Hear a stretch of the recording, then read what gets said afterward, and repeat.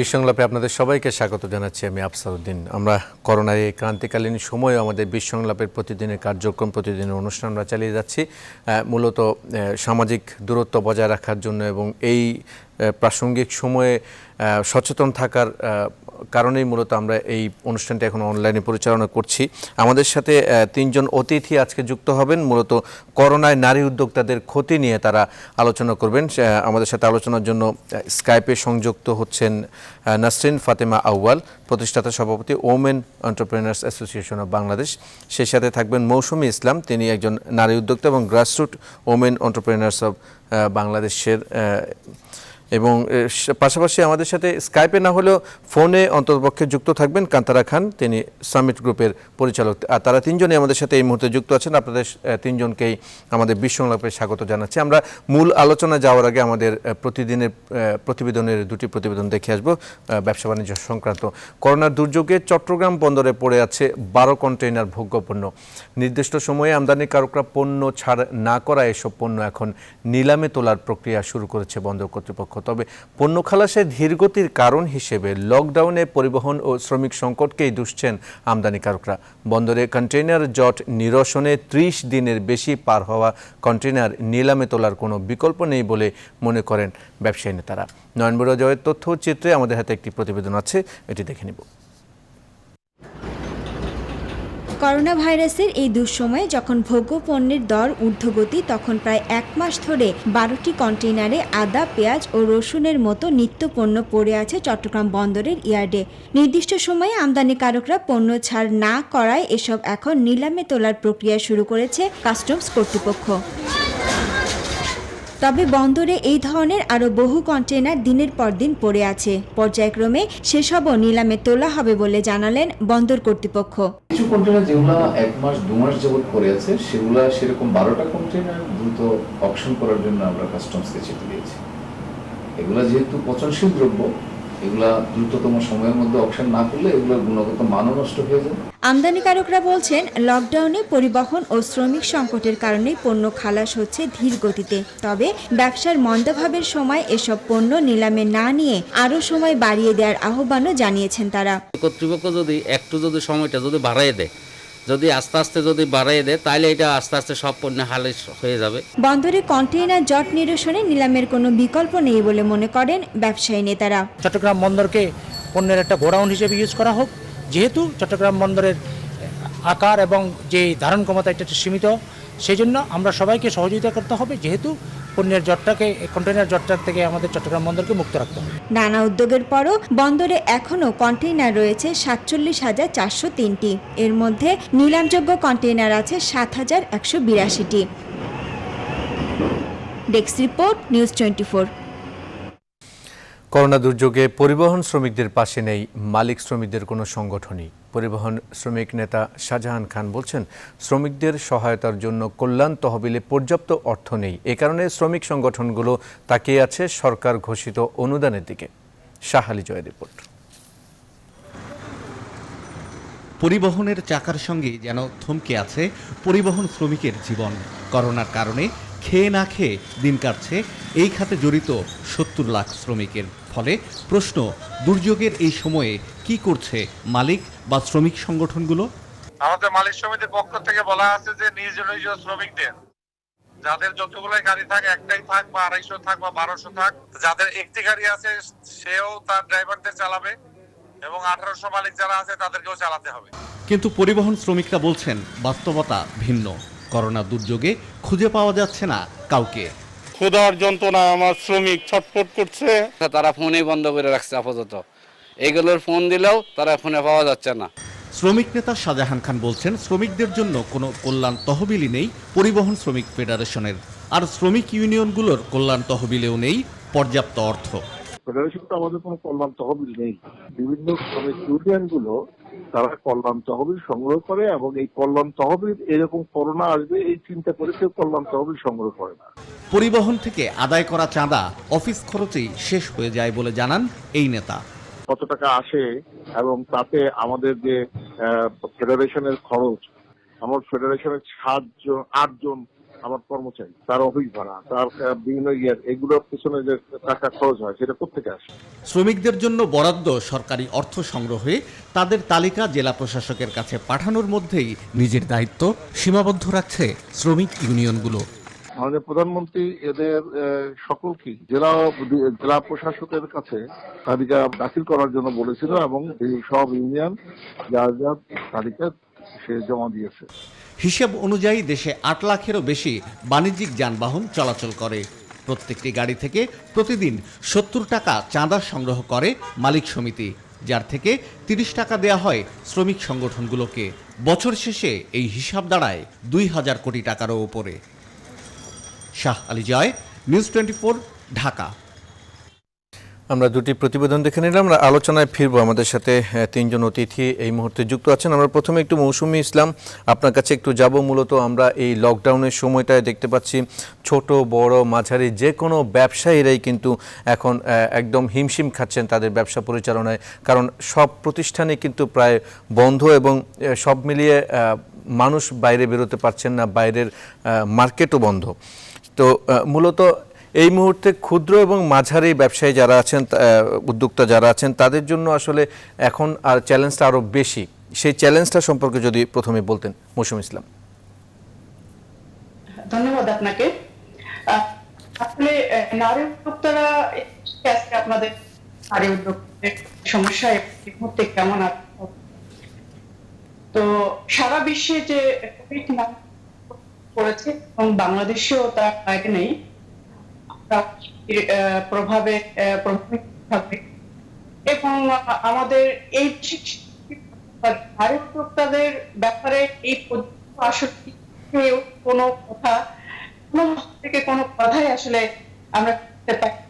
এটি একটা চিন্তার ভাঁজ ফেলেছে আমাদের কপালে। আমরা যে নারী উদ্যোক্তাদের প্রধান হলো হাতে তৈরি বিভিন্ন কাপড়, খাবার, এই কাপড় বা এই খাবার বা এই জাতীয় বাজারজাত কোনো ব্যবস্থা করার নাই, যেহেতু যে বিষয় বিশ্বে রয়েছে সেই জায়গাটি আমাদের সামাজিক দূরত্ব এবং থাকার ব্যাপার এই প্রতিরোধ করার জন্য এই রোগ থেকে মুক্তি পাওয়ার এটি একান্ত প্রয়োজন হয়ে পড়েছে। তো ব্যবসায়ী এবং মাঝারি যারা আছেন তারা আসলে থেকে বেশি গ্রস্ত হবে। কিভাবে? এরকম যে তাদের যে রয়েছে অল্প মূল্য রয়েছে সেটি কিন্তু আসলে প্রকারটা বিক্রি করতে তারা পারেনি। আমাদের কয়লা একটা চলে গেছে বিক্রি, আমাদের রমজানে অনেক ধরনের খাবার বিক্রি করার সুযোগ পায়, সেটি হয়নি। অর্থাৎ যে তার কাছে রয়েছে সেটি তারা বিক্রি করতে পারেনি, তাদের কাছে যে জমা টাকাটুকু রয়েছে সেটুকু তারা কিন্তু হয়েছে। পাশাপাশি আগামী দিন ব্যবসা হবে অনেক আমরা ভর্তুক ব্যাপারে শুনছি। নারী উদ্যোক্তা তো এই কথা আমরা এখনো কোনো মহল থেকে শুনি। তো মাঝারি এবং ক্ষুদ্র এবং অতি ক্ষুদ্র নারী উদ্যোক্তাদের মধ্যে এক সীমাবদ্ধ। তো সেক্ষেত্রে আমি মনে করি সরকার যে জায়গাগুলো রয়েছে সেই জায়গা তাদের ব্যাপারে ভাবা দরকার। তাদের অংশ এখন জিডিপিতে ভূমিকা আছে, আর এসএমই কিন্তু আমাদের দেশের মূল মেরুদণ্ড। আমাদের অর্থ আমরা এটিকে ওভারলুক করে রাখতে পারবো না। তো এখন এটি একটু মূল্যায়ন করার সময় মনে করি। ধন্যবাদ আপনাকে মৌসুমী ইসলাম। থাকুন আমাদের সাথে। আমরা এবার একটু নাসরিন ফাতেমা আউয়াল, আপনার কাছে একটু যাব। মূলত আমরা যতটুকু দেখছি যে আমাদের আজকের বিষয় আমরা নির্ধারণ করেছি করোনায় নারী উদ্যোক্তাদের ক্ষতি। এই ক্ষতি তো শুধু নারী উদ্যোক্তা না, সব উদ্যোক্তারাই আসলে এই ক্ষতির সম্মুখীন। তারপরেও একটু স্পেসিফিকলি জানতে চাইব যে নারী উদ্যোক্তারা এই মুহূর্তে কেমন আছেন, ব্যবসায়িক স্থবিরতার কারণে ক্ষতির আশঙ্কাগুলো কি কি এই মুহূর্তে আপনারা দেখতে পাচ্ছেন? ধন্যবাদ আপনাকে। আসলে আমি আপনার প্রশ্নটা একটু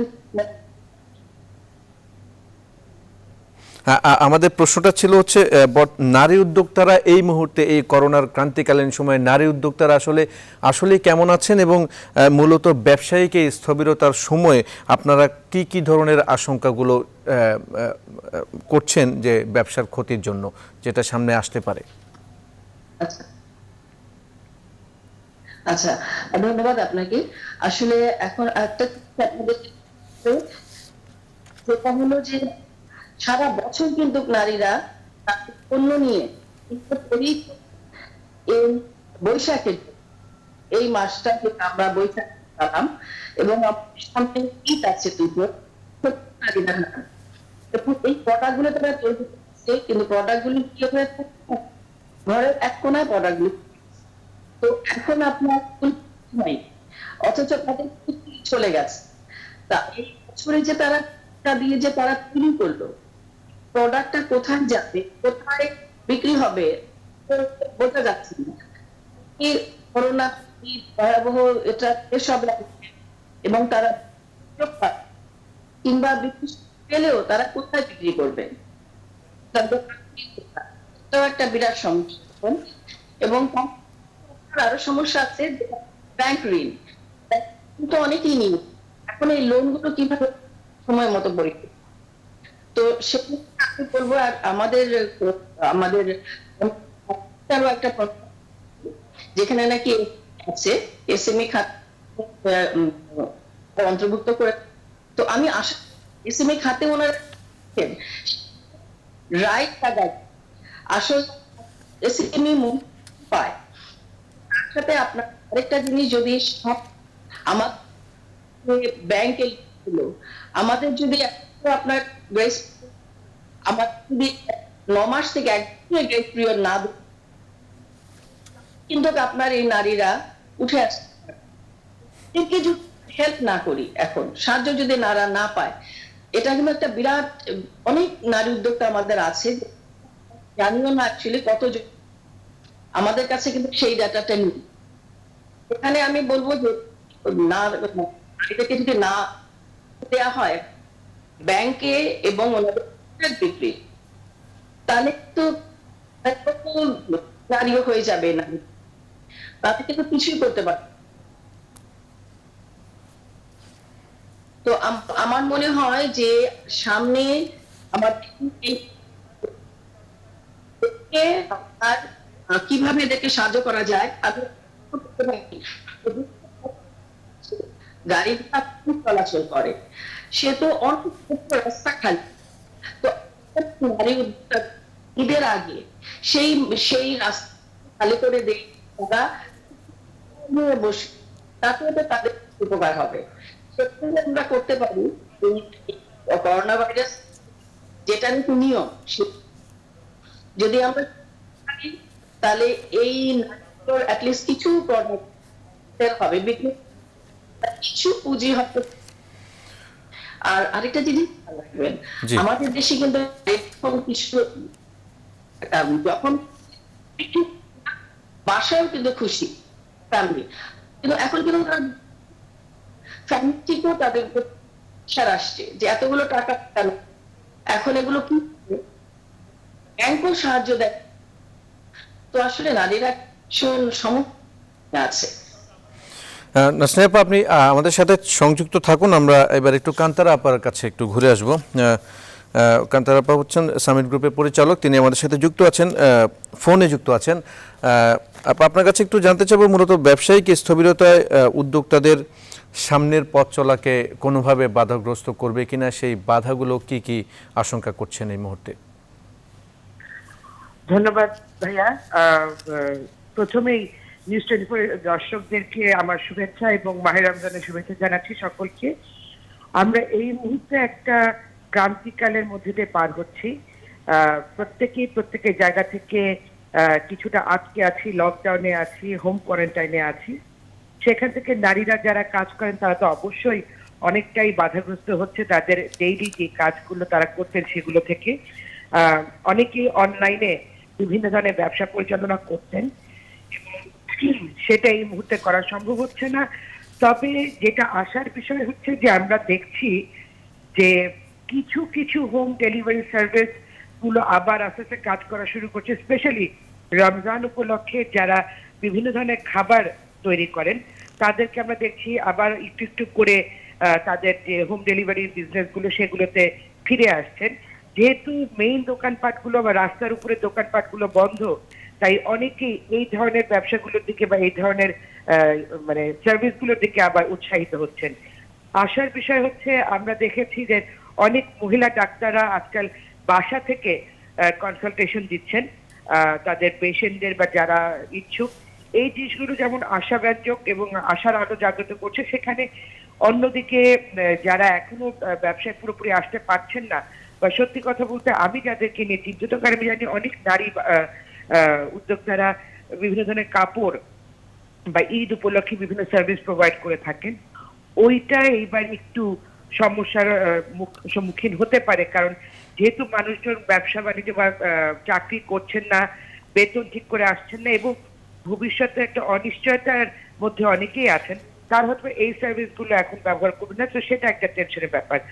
আপনি যেটা বলেছেন ব্যবসা প্রতিষ্ঠানের ব্যাপারে, আমি বলবো যে সারা বিশ্বই এই সমস্যার সম্মুখীন হচ্ছে এবং সেখান থেকে আমি বলবো দ্যাট মানুষ ইজ এ ভেরি অ্যাডাপ্টেবল প্রাণী। আই এম শিওর যে বাঙালি সারা জীবনই very adaptable to various situation এবং আমরা যে কোনো সমস্যার সমাধান খুঁজে বের করব। সরকার বিভিন্ন ধরনের প্রণোদনা দিচ্ছেন বিভিন্ন সেক্টরে। আশা করব যে মাননীয় প্রধানমন্ত্রী নিজেও একজন নারী এবং উনি সবসময় নারীদের উন্নয়ন নিয়ে ভেবেছেন, কাজ করেছেন। বর্তমানে প্রায় 39টা মন্ত্রণালয় নারীর বাজেট আলাদা করে দেওয়া আছে।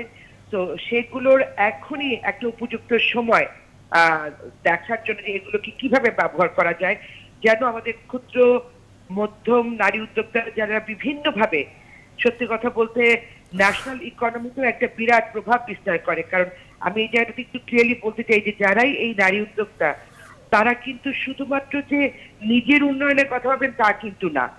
একজন নারী যখন কাজ করেন তখন কিন্তু তার প্রথম প্রভাব তার পরিবারের উপরে পড়ে, তার পারিবারিক ভাবে সে উন্নত হয়, তার ছেলে মেয়েরা পুষ্টিকর খাবার পায়, তার বাড়ি ঘর আর একটু সুন্দর হয় এবং একজন নারী কিন্তু প্রথমেই চেষ্টা করেন তার পরিবারকে একটু ভালো অবস্থায় নিতে, তারপরে আসে হচ্ছে সত্যি কথা বলতে দেশের কথা বা অর্থনীতির কথা। তো আমি বিশ্বাস রাখি যে যেমন করে মাননীয় প্রধানমন্ত্রী সবসময় নারীদেরকে তাদের এগিয়ে যাওয়াতে তাদেরকে সাহায্য করেছেন, নারীর ক্ষমতায়নে she is the biggest role model এখন, সেইভাবে উনি যেমন অন্য প্রত্যেকটা সেক্টরে পর্যায়ক্রমে সাহায্যের কথা বলেছেন, উনি নিশ্চয়ই সামনে নারীদের এই সমস্যাগুলোকে সমাধানের ক্ষেত্রেও বিভিন্ন ধরনের সাহায্য বা দিক নির্দেশনা দিবেন যে কিভাবে কাজ করা যায় এবং মন্ত্রণালয়গুলো আমি শিওর এই ব্যাপারে আরো বলিষ্ঠ ভূমিকা রাখবে। তাছাড়া আমি খুবই আশাবাদী যে এখানে যে আপারা আছেন তারা বিভিন্ন বড় বড় সংগঠন যেমন এপিসিসিআই, বিজিএমই এইসব বিভিন্ন সেক্টরগুলোতে কাজ করছেন, তারা নিশ্চয়ই বিভিন্ন চিন্তা ভাবনা করছেন যে কিভাবে এই উদ্যোক্তাদের সাহায্য করবেন। আমরাও আমাদের প্রত্যেকটা জায়গা থেকে যে যেখানে আমরা কাজ করছি we are trying our best so that এই করোনার প্রভাবটা কাটিয়ে ওঠার সাথে সাথে আমরা সকলে মিলিয়ে একসঙ্গে কাজ করতে পারি এবং এই ক্ষতিটা ইনশাল্লাহ এই বছরের মধ্যে কাটিয়ে উঠতে পারবো বলে আমার দৃঢ় বিশ্বাস।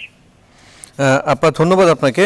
আপনি অনেকগুলো পয়েন্ট বলেছেন, বিশেষ করে যেটি বলেছেন বিশ্বব্যাপী কিন্তু এই সমস্যা এখন প্রকট হয়েছে এবং নারীদের এই সমস্যাগুলো আলাদাভাবে দেখার বিষয়ে আপনি নার্সিং করার বিষয়ে গুরুত্ব দিচ্ছেন। আপনি যুক্ত থাকুন আমাদের সাথে, আমরা একটু নাসরিন আপু আপনার কাছে একটু যাব। মৌসুমী আপু আমাদের সাথে এই মুহূর্তে সংযুক্ত আছেন। মৌসুমী ইসলাম, আপনার কাছে একটু যেতে চাচ্ছিলাম। মূলত বিশাল অংশ কিন্তু এখন আমাদের ব্যবসা বাণিজ্যের বিশাল অংশ জুড়ে এসএমই উদ্যোক্তা যারা আছেন আমাদের বাংলাদেশে, তারা আসলে তাদের টিকে থাকার স্বার্থে এখন নতুন কোনো উদ্যোগ তারা নিতে পারেন কিনা এই সিচুয়েশনটাকে, এই করোনার এই ক্রান্তিকালীন সময়টাকে ট্যাকেল দেওয়ার জন্য কি বলবেন মৌসুমী আপা? আসলে এই যে মোটা দাগে আমার সেক্টর রয়েছে আমাদের অর্থনীতির মূল, এখানে আমি কান্তরা উল্লেখ করে বলবো, উনি ডিজিটাল মার্কেটের কথা বলেছেন। নারী উদ্যোক্তা বলে আসলে কোথায় এই বিষয়টি হচ্ছে সেটি হলো যে আমাদের এগিয়ে নেওয়া যায়, এই দুর্যোগ থেকে কিভাবে আমরা এগিয়ে যাব, একটি অংশ না উদ্যোক্তা। আমার যেটি বক্তব্য সেটি হলো যে আমার নিজস্ব ব্যবসা সেক্টর যে এখানে আমরা তাদের নিজস্ব পরিকল্পনা দরকার, এবং আরেকটি দরকার যেটা সরকার আসলে করছে। আমি বলবো আমি কিন্তু পজিটিভ দিকগুলো অনেক সময় বলি না, এটা আমাদের এক ধরনের সমস্যা। আমি মনে করি এটা হয়তো আমাদের দুর্নীতি হতে পারে। সরকারের অনেক ভূমিকা রয়েছে এই করোনা মোকাবেলা। আমাদের কি করা দরকার সেটা আমাদের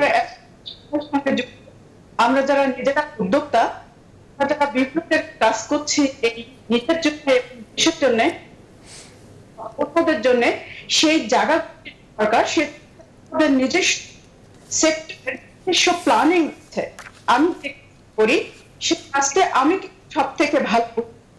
আমার যেটি দরকার সেটা হলো প্ল্যানিং আমার কাছ থেকে আসে। সাহায্য নিয়ে ব্যর্থ করা যায় না, এটি কিন্তু সঠিক বিষয় নয় যে আমরা লোনটা নিয়ে কি করতে আমি জানি না। ব্যাপারটা আমি মনে করি ব্যাংক আসলে সহযোগিতা করে, আমি লোনের যাব না। লোন কিভাবে পরিশোধ করা যেতে পারে এই মুহূর্তে ব্যবসা রয়েছে, সেই ইনস্টলমেন্টের যেটি রয়েছে সেটি পরবর্তীতে সকলের জন্য যেটি হবে, নারী জন্যও সেটি হবে। এখানে দেখার কিছু তবে এসএমই খাতকে এগিয়ে নেওয়ার জন্য যেটি দরকার সেটি হলো এই মুহূর্তে যেখানে আছে সেখানে আমাদের পণ্যটা মার্কেটে দাও ডিজিটাল মার্কেটিং এবং হোম ডেলিভারি সেভাবে কার্যক্রম শুরু করতে পারি। কারণ ঘরে বসে থাকলে হবে না, আমার প্ল্যানিং গুলো পরিকল্পনা, অর্থাৎ আমরা যখন কোনো বিপদ করি তখন কিন্তু আসলে পরিকল্পনা দেখতে আসে, সমাধান বের হয়ে সমাধানটা আমাদের হাতে রয়েছে। আমাদেরকে শুধু সরকারের দিকে রেখে তাকিয়ে আমরা সেটি এগিয়ে এসে যেখানে আমরা পারবো না সেই জায়গাটাই আমরা সরকারের কাছ থেকে আগে কান্তরা আপা যেটি বলছিলেন উদ্যোক্তাদের সংশ্লিষ্টতা রয়েছে, এটি আসলে সম্পূর্ণ কাগজ কলমে রয়েছে। আমি যাবো না, যেটি বলতে চাই সেটি হলো আমাদের এসএমই ফাউন্ডেশন আমাদের রয়েছে, এখানে পরিকল্পনা করতে পারেন, সংগঠন যারা কাজ করছেন ভালো পরিকল্পনা করতে পারেন, তাদের পণ্যগুলো কিভাবে দেশের বাইরে দেশের মধ্যে আমরা করতে পারি অনলাইনের মাধ্যমে, ডিজিটাল মার্কেটিং এর মাধ্যমে সেটি এবং প্ল্যানটা এগিয়ে নেওয়া। আগামীতে কিন্তু ধরন চেঞ্জ হচ্ছে, তাড়াতাড়ি আমাদের ছেড়ে চলতে হবে কোনো কারণ নেই। ঠিক আছে মৌসুমী আপা, ধন্যবাদ। আপনি যুক্ত থাকুন আমাদের সাথে। আমরা একটু এবার নাসরিন আপার কাছে একটু যাব। নাসরিন ফাতেমা আউয়াল আমাদের সাথে যুক্ত আছেন। আপা, মূলত আমরা যতটুকু দেখছি এখন এই মুহূর্তে সব জায়গায় যোগাযোগ ব্যবস্থা একদম মোটামুটি বিচ্ছিন্ন এবং লকডাউন কিন্তু চলছে এবং লকডাউন কিন্তু বাড়তে পারে। সেই সাথে আমদানি রপ্তানিতে কিন্তু মোটামুটি একটা স্থবিরতা অবস্থা চলে এসেছে। এই প্রেক্ষাপটটা যদি দীর্ঘায়িত হয় তাহলে উদ্যোক্তাদের জন্য, বিশেষ করে নারী উদ্যোক্তাদের জন্য কোন কোন সমস্যাগুলো নতুন করে তৈরি হবে সেই বিষয়টা আপনার কাছে জানতে চাচ্ছিলাম নাসরিন আপা।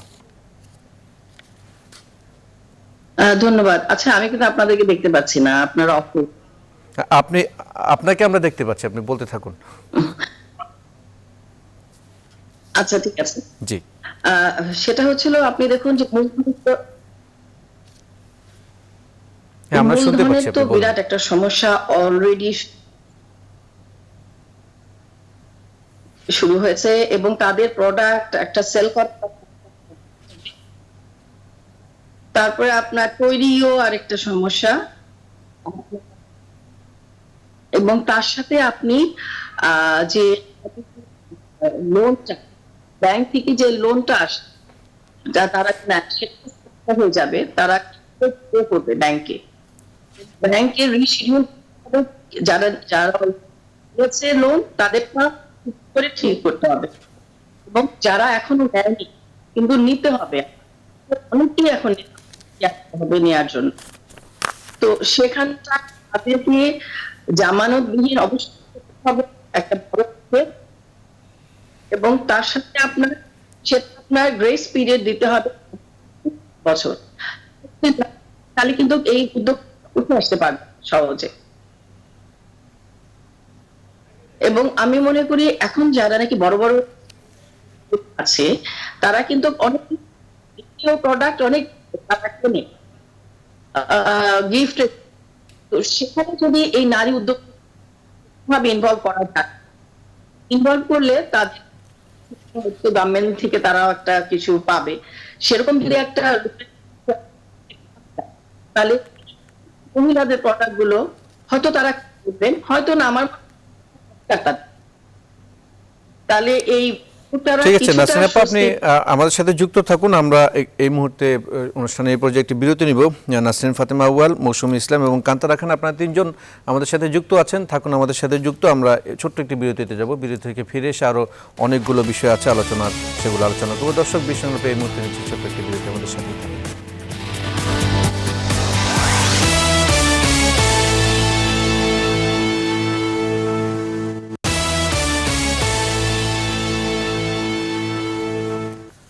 বিরতি পর আবার স্বাগত। বিশ্বংলাপে আমরা করোনায় নারী উদ্যোক্তাদের কেমন ক্ষতি হচ্ছে, কী ধরনের প্রভাব ফেলছে সে বিষয়ে আলোচনা করছি। আমাদের সাথে তিনজন অতিথিও যুক্ত আছেন, নাসরিন ফাতেমা আউয়াল, মৌসুমী ইসলাম এবং কান্তারা খান। আমি এই মুহূর্তে কান্তারা খান আপনার কাছে একটু যাব।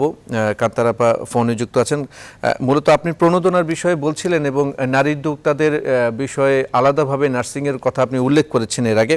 মূলত সরকারি প্রণোদনা যে ঘোষণা এসেছে সেটা নারী উদ্যোক্তারা কতটুকু পেতে পারে, কোনো ওয়ে আছে কিনা, এবং তার পাশাপাশি আপনি যে স্টেক হোল্ডার যারা নারী উদ্যোক্তাদের নিয়ে কাজ করার সাথে যুক্ত আছেন তাদের কোনো ভূমিকা থাকতে পারে কিনা, কী ধরনের ভূমিকা রাখতে পারেন তারা নারী উদ্যোক্তাদের টিকিয়ে রাখার স্বার্থে, এই বিষয়ে একটু জানতে চাচ্ছিলাম। মাননীয় প্রধানমন্ত্রী অলরেডি প্রণোদনা ঘোষণা করেছেন, আমি আশা করছি যে পর্যায়ক্রমে মাননীয় প্রধানমন্ত্রী প্রণোদনা ঘোষণা করবেন, কারণ একবারই সবগুলো ব্যাপার ডিল করা সম্ভব না। এবং প্রথম থেকে আমি দেখছি যে অনেক ডিফারেন্ট সেক্টর এই প্রণোদনার কথা বলছেন এবং অনেক হয়তো একটু তাড়াহুড়া করছেন, বাট মাননীয় প্রধানমন্ত্রী অত্যন্ত ধীরতার সাথে প্রত্যেকটা সেক্টরকে অ্যানালাইজ করে তারপরে তাদের প্রণোদনাগুলো ঘোষণা করছেন, এবং সেখান থেকেই আমার আশা যে খুব শিগগিরই মাননীয় প্রধানমন্ত্রী নিশ্চয়ই এই সেক্টরটাকেও তার নজরে পড়বে। আমি বলবো যে this is the perfect time যে ক্ষুদ্র ঋণ নিয়ে সারা বিশ্বব্যাপী এত আলোচনা হয় গ্রামীণের, সেই ক্ষুদ্র ঋণের ক্ষেত্রে আমরা আমাদের দেশের নারীরা স্পেশালি গ্রাম অঞ্চলে, তো এই সময়টা আমার মনে হয় is a perfect time to show that গ্রামীণ ব্যাংক কতটুকু আমাদের পাশে আছেন বা আমাদের দেশের তৃণমূলের পাশে আছেন। এই ঋণটা নিয়ে ইনিশিয়ালি আমরা দেখেছি যে এই ঋণের টাকা ফেরত নেওয়া নিয়ে দুই একটা ঘটনা ঘটেছে, বাট তারপর থেকে খুব স্ট্রিক্ট নির্দেশনার কারণে বর্তমানে এই ঋণের টাকা ফেরত নেওয়ার ব্যাপারে একটা স্ট্রিক্ট নির্দেশনা এসেছে যে এখন কোনো টাকা ফেরত নেওয়া চলবে না, বা এইটা একটা ভালো উদ্যোগ আমি বলবো, কারণ আমাদের দেশে অনেক নারীরা এর সঙ্গে যুক্ত আছেন।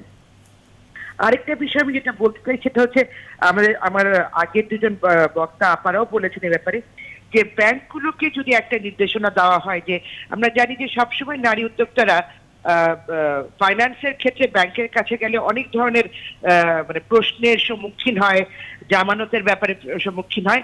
আমি জানি যে this is a proper procedure এবং ব্যাংকেও এই নিয়মটা পালন করতে হয়, তবে আই উড বি এক্সপেক্টিং যে তারা যদি এই ব্যাপারটাতে একটু শিথিল একটা অবস্থানে যায়, অর্থাৎ যারা দীর্ঘদিন ধরে ব্যাংকের সঙ্গে কাজ করছে বা যাদের দীর্ঘদিন ধরে ছোট ছোট ব্যবসাগুলো আছে তাদের সেই ব্যাপারগুলোকে গুরুত্ব সহকারে দেখে যদি এই সেক্টরটাতে একটু হেল্প করা যায়, তাহলে আমার ধারণা যে নারী উদ্যোক্তারা এই ব্যাপারে উপকৃত হবেন।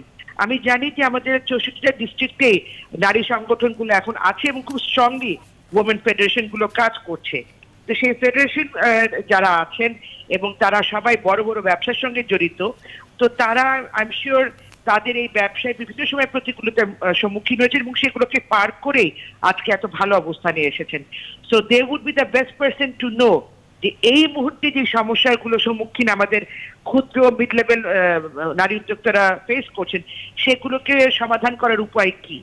আমি আরেকটা বিষয়ের দিকে নজর দিতে বলবো হয়তোবা, সেটা হচ্ছে উই মাইট ক্রিয়েট ছোট ছোট সেল বিভিন্ন সেক্টর মোতাবেক, যেমন যারা মনে করে গ্রামে গঞ্জে যারা আশেপাশে ক্ষেতের কাজ করে, ছোট ছোট মুরগি পালন করেন বা এই ধরনের ব্যবসার সঙ্গে জড়িত, বা মনে করেন বাঁশ বেত দিয়ে যারা কাজ করেন তাদের ব্যাপারে বলছি, যারা বিভিন্ন ধরনের হাতের জিনিস তৈরি করেন, যারা মনে করেন বুটিক ব্যবসার সঙ্গে জড়িত আছেন, এইরকম ব্যবসায়ের সঙ্গে যারা জড়িত আছেন তাদের মধ্যে কাউকে নিয়ে যারা খুব ভালো কাজ করছেন তাদেরকে নিয়ে যদি আমি ইন্ডিভিজুয়াল সেল অনলাইনে গঠন করতে পারি বা ডিসকাশন গ্রুপ গঠন করতে পারি, তাহলে তারাও তাদের সমস্যার কথাগুলো বলতে পারবে এবং সেখান থেকে যারা নারী নেতৃত্ব দিচ্ছেন, এই উদ্যোক্তাদের নেতৃত্ব দিচ্ছেন, তারাও সমস্যাগুলোকে আরো ক্লিয়ারলি বুঝতে পারবে। কারণ অনেক সময় দেখা যায় যে যারা উপরে আছেন বা যারা শীর্ষ পর্যায়ে আছেন তারা অবশ্যই সমস্যাগুলো বুঝতে পারেন, বাট এই মুহূর্তের যে প্রবলেমগুলো সেগুলো হয়তো ক্লিয়ারলি আইডেন্টিফাই করতে না পারলে তার বিরুদ্ধে প্রপার স্টেপস গুলো নেওয়া ডিফিকাল্ট হবে। বাট আমরা যদি তাদের সঙ্গে একটা যোগাযোগের মাধ্যম তৈরি করি, যেমন আপনারা আমাদের সঙ্গে করেছেন থ্রু স্কাইপ, জুম বা ইভেন ফেসবুক গ্রুপস বলেন বা বিভিন্ন মানে অনলাইন গ্রুপের মাধ্যমে যদি আমরা বুঝতে পারি যে তাদের এই মুহূর্তে কি ধরনের সাহায্য প্রয়োজন, তাহলে হয়তো আমি বলবো যে ফেডারেশন গুলো সেই প্রবলেমগুলোকে অ্যাকনলেজ করে সেগুলো সমাধানের উদ্যোগ নিতে পারেন। আবার আমি বলছি যে মাননীয় প্রধানমন্ত্রীকে আমি সবসময় বঙ্গবন্ধু কন্যা হিসাবে বেশি দেখি এবং ওনাকে আমার ভালো লাগে সেইখান থেকে। আমার বিশ্বাস যে উনি এই বিপদের সময় নারীদের পাশে দাঁড়াবেন এবং তাদেরকে সাহায্য করার বিভিন্ন দিক নির্দেশন উনি দিবেন। ধন্যবাদ কান্তারাপা, আপনি আমাদের সাথে যুক্ত থাকুন। আমরা এই পর্যায়ে একটু মৌসুমী ইসলাম আপনার কাছে একটু যাব।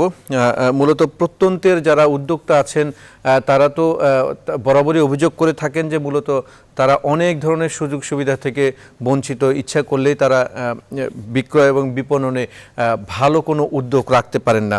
আমরা প্রণোদনার বিষয়ে আলাপ করছিলাম, আর্থিক সহায়তার জায়গাটা মূলত প্রত্যন্তের যারা উদ্যোক্তা আছেন তাদের কাছে কতটুকু পৌঁছানো যায় বা পৌঁছানোর প্রক্রিয়াটা কতটা স্বচ্ছ থাকে এবং এই জায়গাটা কিছু করার আছে কিনা সরকারের হোক, যারা অ্যাসোসিয়েশন আছে তাদের যতগুলো স্টেক হোল্ডার আছে সবার পক্ষ থেকে আসলে সমন্বিত কোনো উদ্যোগ নেওয়া যায় কিনা প্রত্যন্তের উদ্যোক্তাদের জন্য। মৌসুমী ইসলাম। আচ্ছা, এটি যেটি আমি মনে করি বাংলাদেশের অর্থনীতি শুধু না বিশ্বের এখন ঝুঁকিমুক্ত। সেক্ষেত্রে আফগান অর্থনীতিতে বর্তমানে ঝুঁকি এসেছে, রূপাল অর্থনীতি কিন্তু বেশ ধরে রাখা সম্ভব, কারণ আমাদের দেশে কৃষি নির্ভর যদি অনেকটা অংশ থাকে তাহলে আমাদের এখন সময় এই কৃষি নির্ভর যে কার্যক্রমগুলো আছে আমাদের ক্ষুদ্র ব্যবসার সঙ্গে বা ব্যবসার সঙ্গে যে করে অনুযায়ী সেটা উঠে যাচ্ছে, সেই জায়গাগুলোকে চিহ্নিত করা এবং সেই জায়গাগুলোতে সরকার যারা আছেন সংশ্লিষ্ট আছেন সবাইকে সমন্বিত করে এই জায়গাটাকে বড় জায়গায় নেওয়া এবং একটি জাতীয় অর্থনীতিতে এই মুহূর্তে বা আগামী দিনের জন্য যে দুর্যোগ মোকাবেলার যে বড় উপকরণের জায়গা হতে পারে, এটি আমার ব্যক্তিগত মতামত। দেশে প্রেক্ষাপট অনুযায়ী আমি এই কথা বলব। সেকেন্ডলি যে বিষয়টা সেটি হলো আমি কিছুক্ষণ আগে বলছিলাম যে ডিজিটাল প্ল্যাটফর্ম যেটি রয়েছে, এই ডিজিটাল প্ল্যাটফর্মে দুটি তিনটি বিষয় সমস্যা হলে আমরা করতে পারবো। সেরকম আমাদের গ্রাম পক্ষে যে কারখানা রয়েছে সেই জায়গাতে যদি সামাজিক দূরত্ব বজায় রেখে প্রোডাকশনের থাকে তাহলে তারা করতে পারে কিনা সে ব্যাপারটাও সরকার ঘুরে দেখতে পারে। তাহলে যে মানে জায়গাটা থাকে। আরেকটি বিষয় যেটি সেটি হলো কি আমাদের চাহিদা তো আছেই, আমরা প্রোডাক্টের সঙ্গে যুক্ত আমি এসএম কথাই পড়া এসএম এর বলছি, এই প্রোডাক্টগুলো আমাদের কিন্তু বেশি বিক্রি হচ্ছে, অর্থাৎ আমরা ক্রেতা। আপনি যখন ক্রেতা, সেক্ষেত্রে কিভাবে বিক্রি করতে পারি সেই বিষয়টি এরকম যে আমরা অনলাইন পদ্ধতি দিয়ে বিশেষ কোনো ডেলিভারির ব্যাপার, আমার কিন্তু হোম ডেলিভারি থাকে, সেটা বা অন্য কোনো বিষয় হোক,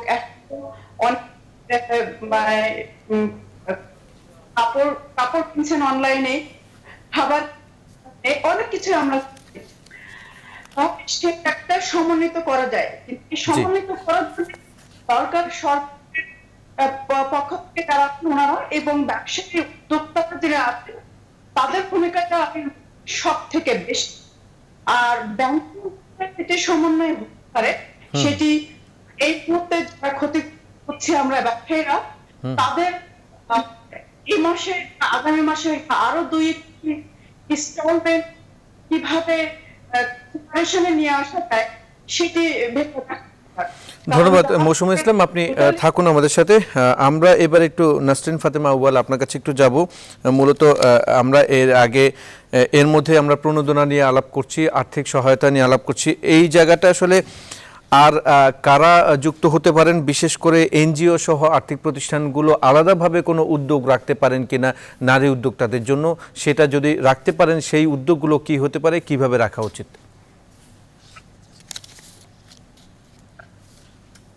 আমি এখানে আরেকটা যোগ করতে চাই, সেটা হলো আমাদের জি, সেখান থেকে কিন্তু মাধ্যমে আমাদের অনেক অন্টারপ্রেনারের আমরা সেল করতে পারি। অনেক অন্টারপ্রেনার যদি যুক্ত করা হয়, এসএমই অন্টারপ্রেনার, তাহলে এই প্রোডাক্টগুলো যেমন আপনাদের বৈশাখী কিন্তু আপনার সবকিছু বিক্রি হয় মাটির জিনিস কিংবা তারা বললো, কিন্তু কমার্সের মাধ্যমে করা হয়, কারণ সবার পক্ষে সব এসি সম্ভব নাই বা সেরকম ফ্যাসিলিটি তো তাদের নেই। তো আমি আশা যে আমাদের এই উদ্যোগটা নেন, তাহলে এসএমই মহিলা কিন্তু উপকৃত হবে। এবং আপনার হলো যে আমাদের ট্রেনিং বাড়াতে হবে। তো এই প্রবলেমটি আমরা উত্তরণ করব, আমাদের উত্তরণের আমাদের যতটুকু বেশি বাড়বে, কারণ তাহলে মহিলারা আরো যাবে, এটাও দরকার। প্রোডাক্ট গুলো আর আপনার মাধ্যমেও করতে পারবেন, এনজিও গুলো অনেক আউটলেট, সেই আউটলেট মহিলা নেয়, কিন্তু হেল্প হবে মহিলাদের। ধন্যবাদ নাসরিন ফাতেমা আউয়াল। আপনারা তিনজনই আমাদের সাথে এই মুহূর্তে যুক্ত আছেন, নাসরিন ফাতেমা আউয়াল, মৌসুমী ইসলাম এবং কান্তারা খান। আপনারা যুক্ত থাকুন। আমরা আরেকটি বিরতিতে যাব, বিরতি থেকে ফিরে এসে আরও কিছু পয়েন্ট আছে, সেগুলো নিয়ে আমরা আলোচনা করব। দর্শক, বিশ্ব সংলাপের এই মুহূর্তে আরও একটি বিরতি নিচ্ছি, আমাদের সাথেই থাকুন।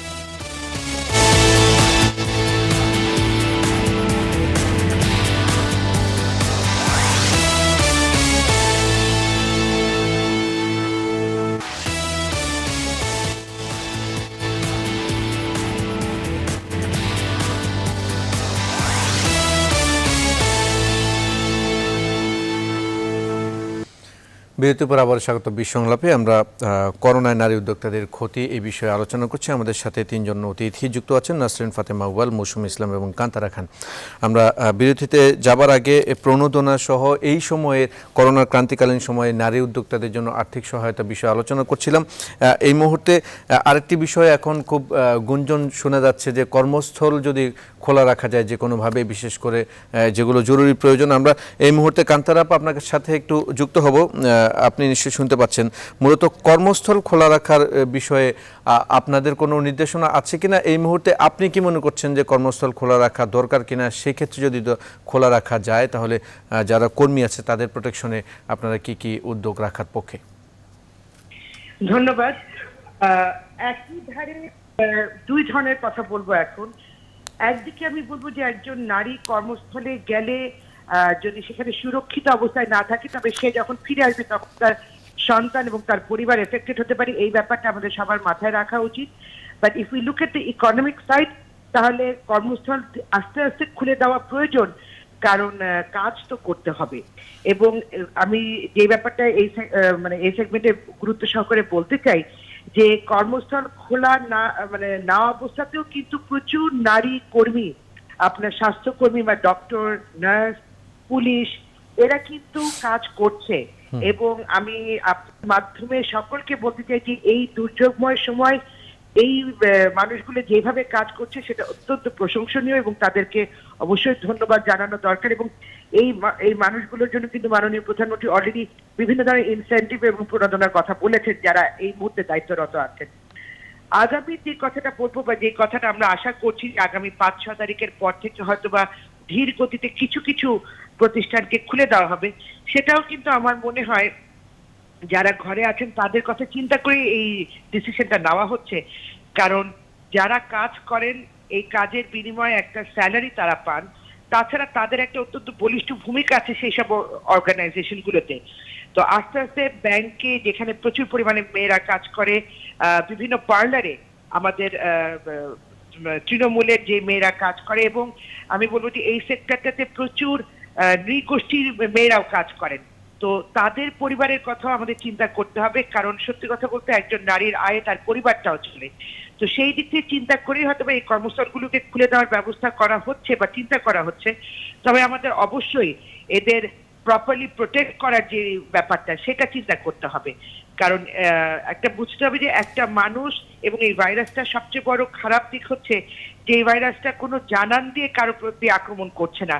It is happening to everybody. আমরা দেখেছি ইংল্যান্ডের রাজা রানী থেকে শুরু করে বড় বড় মানুষদের যাদের হওয়ার কথা না তাদেরও এই ভাইরাস আক্রান্ত করেছে। কিন্তু অত্যন্ত সুসংবাদ বা মহান আল্লাহর কাছে অনেক অনেক রহমত এবং শুকর যে আমাদের দেশে আমরা যে ভয়টা পাচ্ছিলাম ইনিশিয়ালি, যে আমাদের যারা রিক্সা চালায়, ভ্যান চালায় বা বিভিন্ন স্লামগুলোতে যে মানুষগুলো বসবাস করে তাদের মধ্যে যে এই ভাইরাসটা ছড়িয়ে যেত তাহলে অথবা বাংলাদেশ চরম দুর্যোগের মুখোমুখি হতো।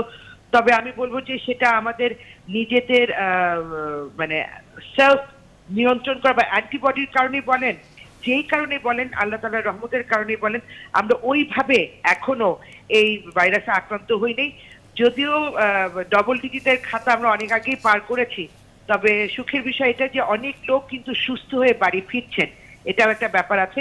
তো এই সব কিছু চিন্তা করেই যদি আমরা কর্মস্থলগুলোকে খুলে দেওয়ার কথা চিন্তা করি, তবে আমাদের অবশ্যই চিন্তা করতে হবে যে কিভাবে এই মানুষগুলোকে সুরক্ষিত রাখা যায় যেন এই ভাইরাসটা আরো বেশি ছড়াতে না পারে, এবং স্পেশালি একজন নারী যেহেতু তার সন্তানের কাছে ফিরে যান, এটা আমার সবচেয়ে বড় কনসার্ন যে কোনো সন্তান, কোনো বাচ্চা যেন এই কষ্টের মধ্যে দিয়ে না যায়। এই ব্যাপারগুলো আমাদেরকে অবশ্যই খেয়ালে রাখতে হবে।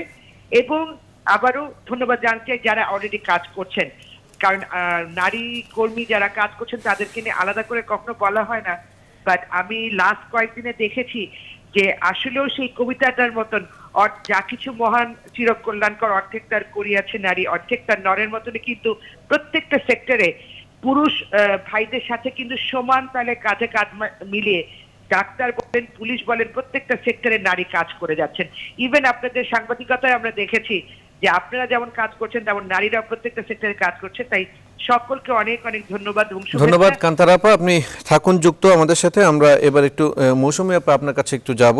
মূলত আমরা এর মধ্যে আপনারা কিন্তু অনলাইন প্ল্যাটফর্মে কথা বলছেন যে অন্ততপক্ষে এখন যেহেতু ওইভাবে কাজ করার সুযোগ খুব কম, কিন্তু অনলাইনের মাধ্যমে আমরা জানি যে ফেসবুক লাইভ আছে, পেজের মাধ্যমে পণ্য বিক্রি হয় এবং ফোনের মাধ্যমে ফোন কল অর্ডারের মাধ্যমে পণ্য বিক্রি হয়। এই অনলাইন প্ল্যাটফর্মের সার্ভিসের মাধ্যমে পণ্য ডেলিভারি কিন্তু একটি চ্যালেঞ্জিং এখন এই মুহূর্তে।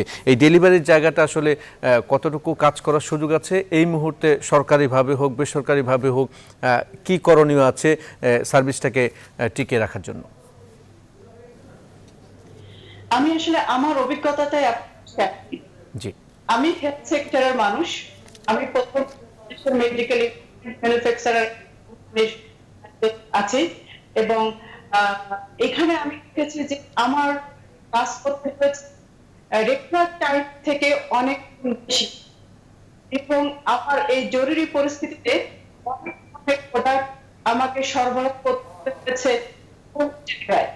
যেমন আমরা যতগুলো হসপিটালের সাথে তো আপনার প্রতি সব জায়গায় আমরা যুক্ত ছিলাম, অর্থাৎ আমি এই কারণে আমার উদাহরণটা আপনাকে বলছিলাম যে জরুরি অবস্থায়ও আমাকে ঘরে বাইরে থাকতে হয়েছে, আগের সময় অনেক বেশি আমাকে যেতে হচ্ছে। আমি গত 1 মাস 4 দিন আমি ফ্যাক্টরিতে যাচ্ছি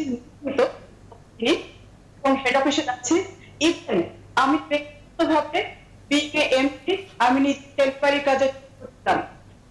এই কথা আমি কারণেই তুলে ধরলাম যে আমাদের যেটি বল দেশের প্রয়োজনে, আপনার প্রয়োজনে, সকলের প্রয়োজনে এটি করা উচিত, ক্ষেত্রেই আমি তুলে ধরলাম। অর্থাৎ ডিজিটাল প্ল্যাটফর্ম আমাদের অনেক বেশি সহযোগিতা করে।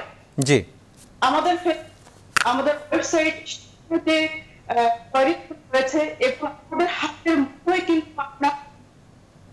অর্থাৎ আপনার মোবাইল ফোনটি আপনার হাতের মুঠোয়। আপনার মুঠোয় যখন মোবাইল ফোন আছে সব করতে পারবেন। সেখানে বলেন, ওয়েবসাইট বলেন বা আমরা ডেলিভারি সাইটই বলি, সুন্দরভাবে আমরা উদ্যোগ যারা আছে কাজটি কিন্তু এবং সুরক্ষার কথা যেটি বলছি, সকলেই বলছি, সরকার আপনাকে পারবে না হবে, নিজেরাই জি সচেতন। মোশাররফ আপা ধন্যবাদ। আমরা আসলে শেষের দিকে আছি, আমরা একটু নাসরিন আপা আপনার কাছে একটু যাব। মূলত আমরা যতটুকু জানি যে এই মুহূর্তে আমদানি রপ্তানিতেও কিন্তু ভাটা পড়েছে, সেক্ষেত্রে আমাদের দেশীয় শিল্পটা সামনে যেহেতু ঈদ আছে, দেশীয় শিল্পের পণ্যগুলোকে বাজার ধরতে পারে কিনা কোনোভাবে, এটাকে বুম করার জন্য কাজে লাগতে পারে কিনা এই পরিস্থিতি, নাসরিন আপা? জি ধন্যবাদ আপনাকে। সেটা গভর্নমেন্ট আপনার আইসি সেক্টর যে অনেক, এছাড়াও আরেকটা বলেছে যে ছোট ছোট রাখার কথা, সেটা রেখে যদি আমরা যে তারা ঈদের আগে তাদের পণ্যগুলো দিতে, সেটা একটা আছে। তারপরে আরেকটা আছে যে বড় বড় হাউস গুলোকে সেটা একটা, এবং আপনার আমাদের এখানে অনেক বড় বড় আউটলেট গুলো চালাতে পারে, তাদেরকেও যদি দেয়া হয়। আর আপনি আরেকটা জিনিস একটা আউটলেট আছে সেখানে বিক্রি হয় এবং দোকান খোলা হবে, তখন হবে এবং সেই সাথে যদি অনেক বেশি আসছে নিয়ে আসুন প্রোডাক্টগুলো যেতে পারে। আর এই মাটির জিনিস, তারপরে আপনার এই কাপড় চোপড় বেশি একটা বিরাট মার্কেট তো ডেফিনেটলি আছে এবং তাহলে আমার মনে হয় এই তারপরে যারা ক্রেতা তাদের উপর তারাও জিনিস কনজিউম করতে পারবে।